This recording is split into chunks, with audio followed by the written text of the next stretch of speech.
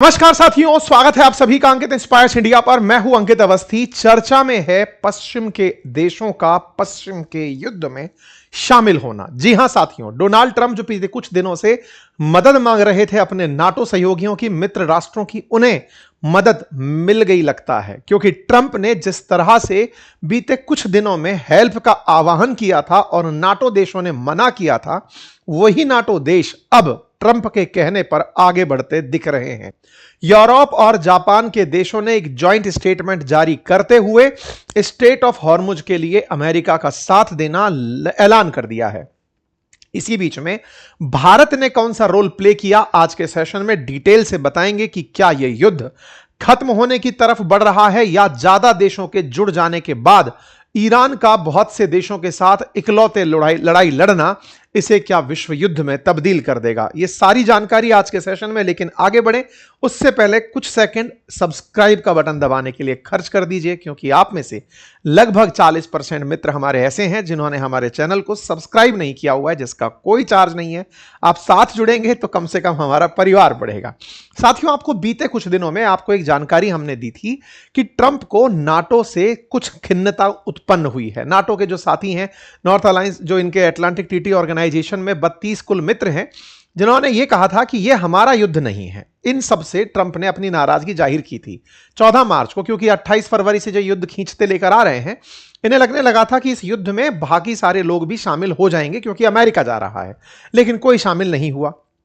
Trump ने अपनी तरफ से लोगों से मदद भी मांगी कि भैया एक काम करो, स्ट्रेट ऑफ हॉर्मुज को ईरान ने रोक दिया है, आ जाओ आप लोग भी, ताकि इस युद्ध को खत्म किया जा सके। स्ट्रेट ऑफ हॉर्मुज जो है ना, वो अमेरिका ने दुनिया के लिए बहुत बड़ा बोटल नेक बनाकर रख दिया है। ऐसे समझिएगा कि दुनिया की अगर 20% ऊर्जा आवश्यकता स्ट्रेट ऑफ हॉर्मुज से पूरी होती है, और उस ऊर्जा आवश्यकता के लिए ट्रंप ने लोगों को इस तरह मजबूर कर दिया कि एक तरफ तो रूस से तेल नहीं खरीदना है और स्ट्रेट ऑफ हॉर्मुज बंद हो गई है, तो लोग मजबूर हो गए, और उसके बावजूद मजबूर हुए देश मना कर रहे हैं कि हम आपके युद्ध में शामिल नहीं होंगे।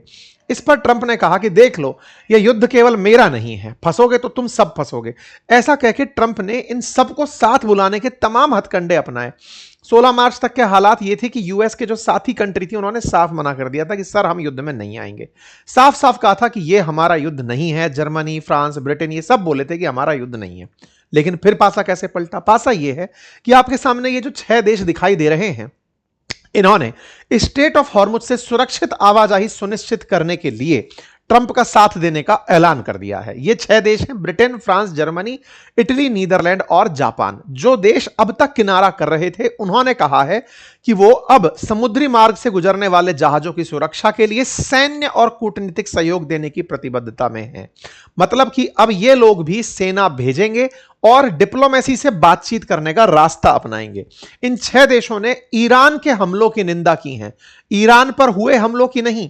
इनका कहना है कि ईरान ने जो हमले किए, उनसे वैश्विक ऊर्जा आपूर्ति पर असर पड़ा है। मैंने आपको कल भी जब सेशन साझा किया था, तब कहा था कि एलपीजी संकट अब उत्पन्न होने वाला है। कारण बताया था कि कतर के जो मेन रिफाइनरी है, उस पर जब हमला ईरान ने किया तो वर्ल्ड का 20% एलएनजी सप्लाई प्रभावित हो गया।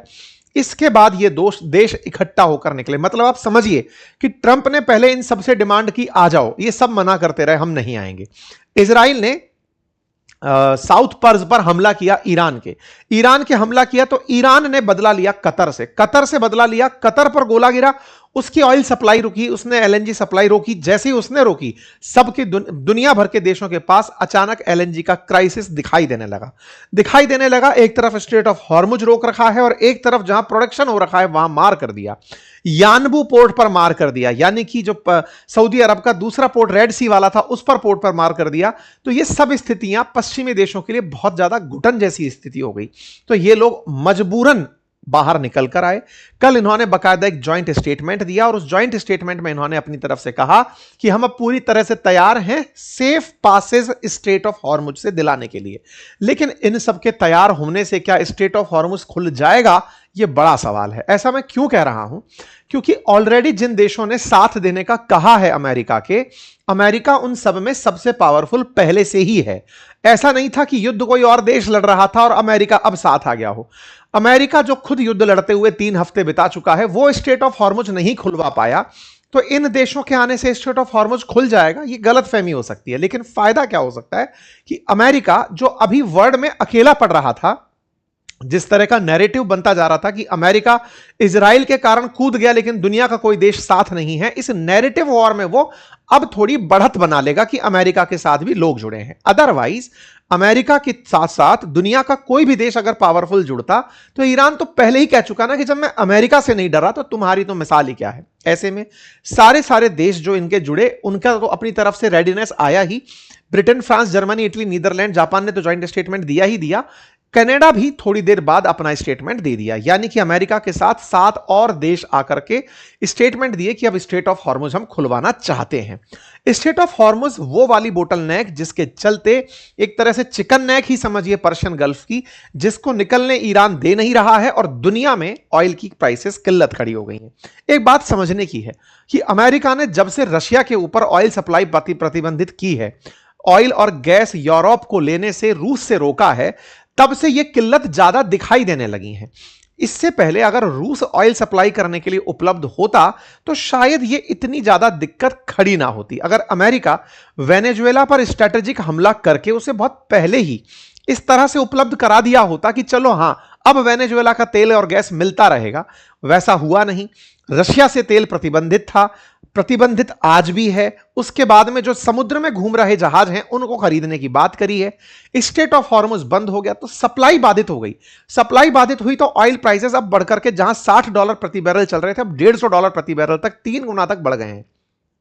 इसी के चलते इन देशों को अपनी ऊर्जा आवश्यकता की पूर्ति के लिए आना ही पड़ा। मतलब यह कहानी कुछ ऐसी हो गई कि यूरोप अब जिस तरह से कहते हैं ना कि भाई खुद ही जबरदस्ती इस युद्ध में शामिल हो गया।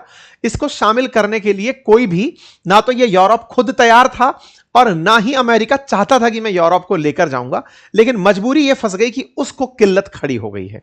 आप सभी को याद होगा रशिया यूक्रेन युद्ध के चलते 2022 के बाद यूरोप ने अमेरिका के कहने पर रशिया से तेल परचेज करना बंद किया था। यह तय कर दिया था कि 2027 तक यूरोपियन देश रशिया से एलएनजी सप्लाई नहीं लेंगे। एक बात यहां पर जानना जरूरी है, जरूरी यह है कि आप और हमारे लिए एलएनजी शायद इतनी महत्वपूर्ण ना होती हो।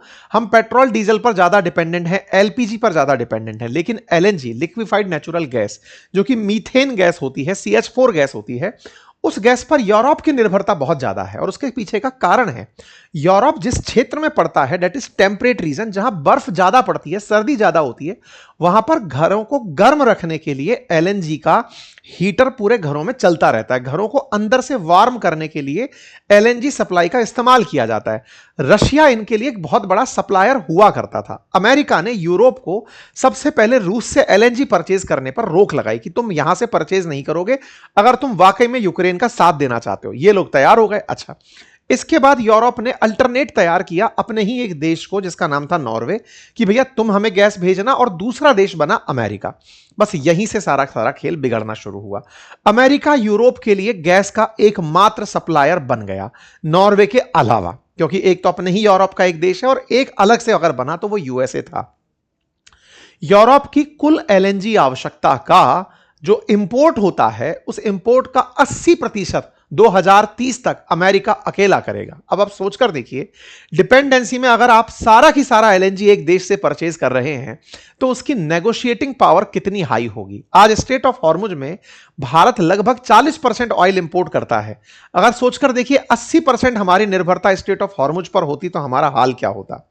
जो हाल आज जापान का हो रहा है, जापान का लगभग 75% ऑयल स्ट्रेट ऑफ हॉर्मुज से होकर ही निकलता है। स्ट्रेट ऑफ हॉर्मुज बाधित हुई तो जापान की इकोनॉमी में नुकसान आना शुरू हो गया।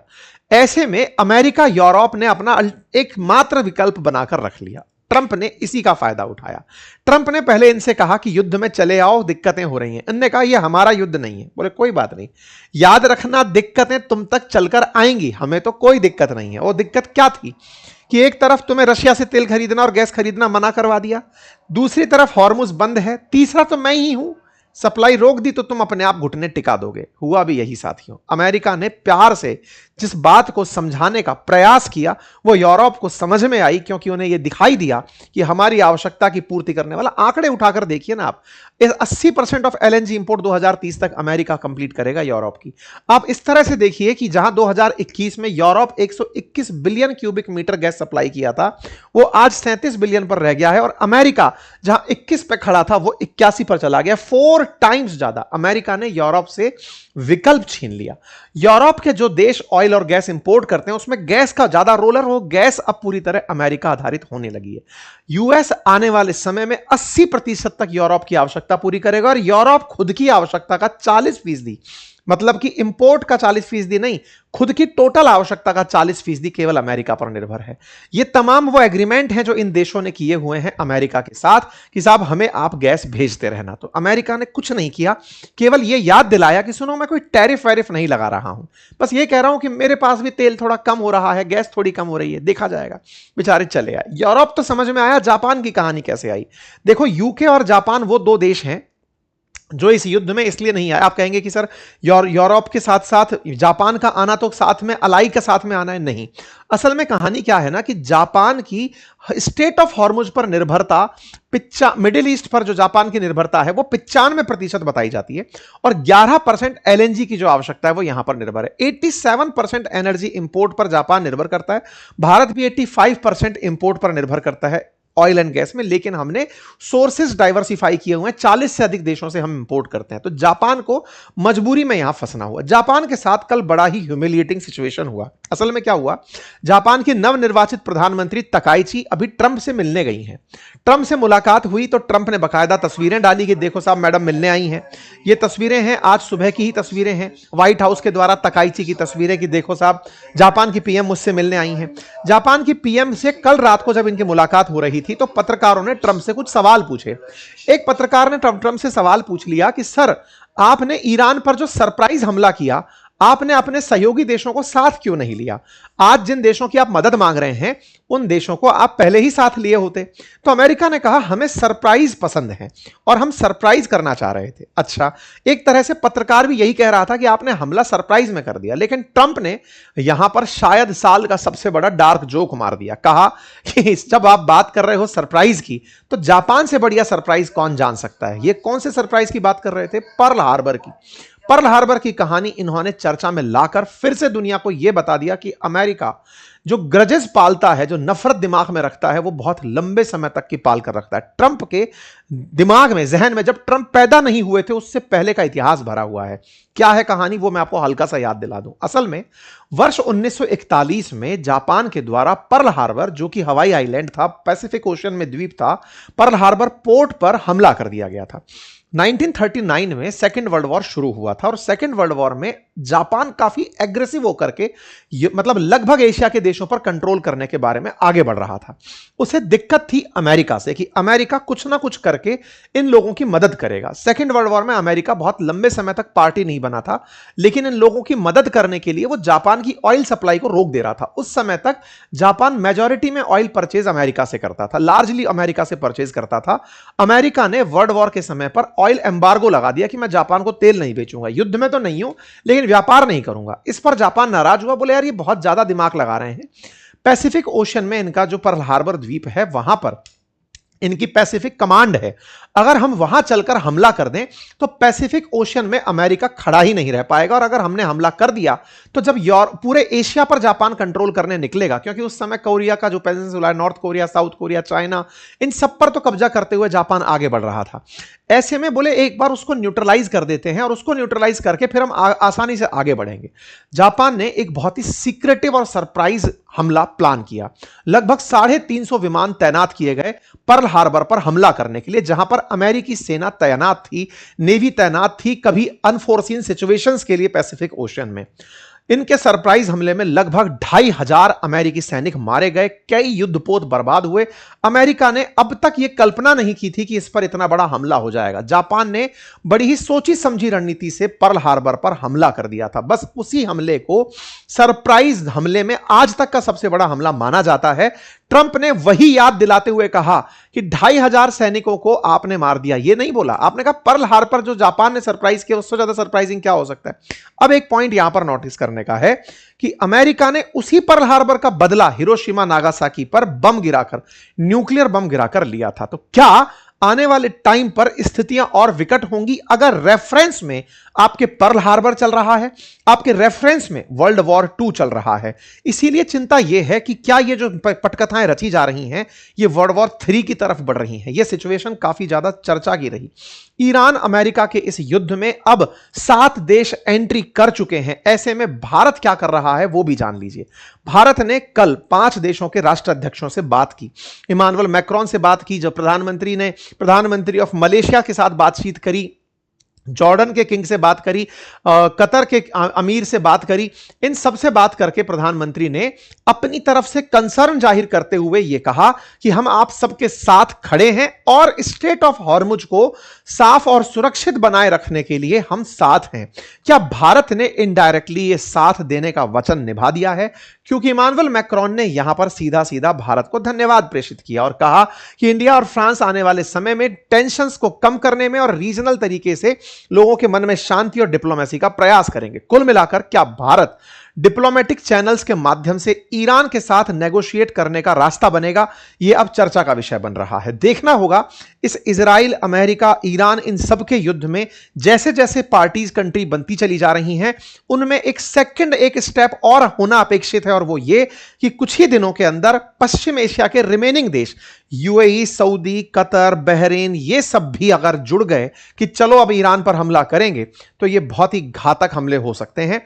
देखना होगा आने वाले समय में ये कितने दिन के अंदर हमले समाप्त होते हैं। बदले में अपडेट के अंदर जानकारी यह है कि ईरान ने अमेरिका के F-35 को निशाना बना दिया है, जिस पर मैं डिटेल जानकारी कुछ ही देर में आप लोगों के साथ साझा करूंगा। फिलहाल के लिए इतना ही। जानकारी पसंद आई हो तो साथियों के साथ साझा करें। चैनल पर नए हैं तो सब्सक्राइब करना बिल्कुल ना भूलें। बहुत बहुत धन्यवाद।